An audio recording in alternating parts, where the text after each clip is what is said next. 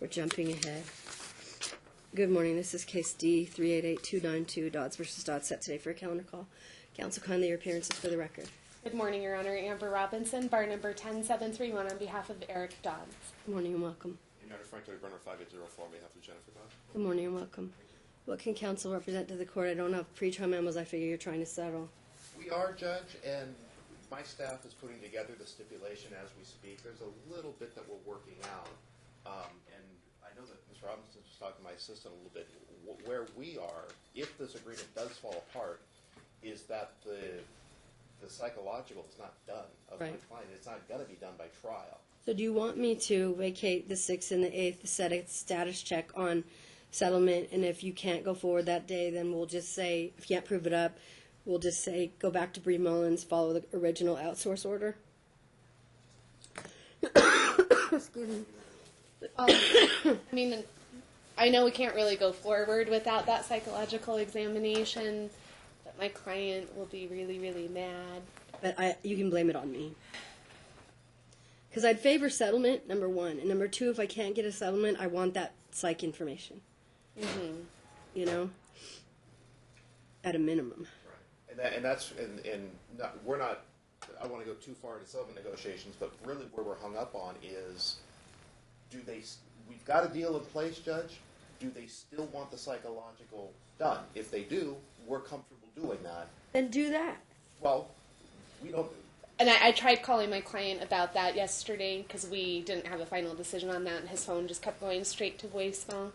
So it might be, Judge. We might be in such a good place that Dad waives that as part of the stipulation and order. Without prejudice. Yes, of course. Mm-hmm. So, I would want it to be without prejudice for the court's sake. Right. So we're waiting on Ms. Robinson's client to let her know if he's amenable to that. We've got basically the stip and order written up both ways.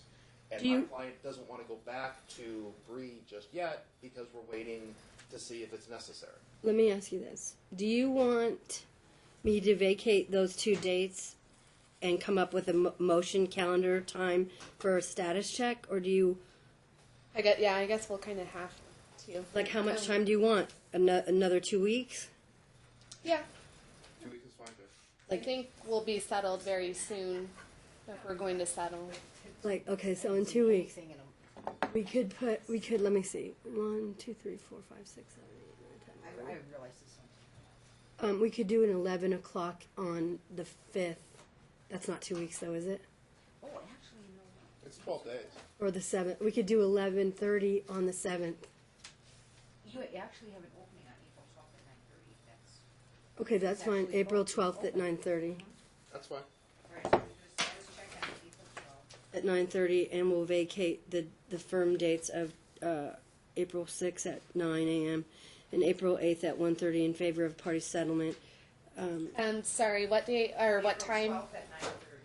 For status on settlement status. Okay. How far are we looking if we're wanting another day and a half? Really, every week that changes. Like right now, you've just opened up a day and a half. You know what I mean?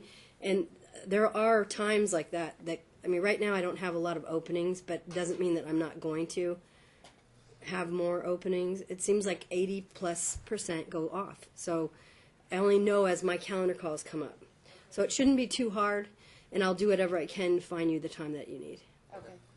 Thank you, Thank Judge. you, Your Honor. All right. Have a good afternoon. We go off record real quick. Yeah.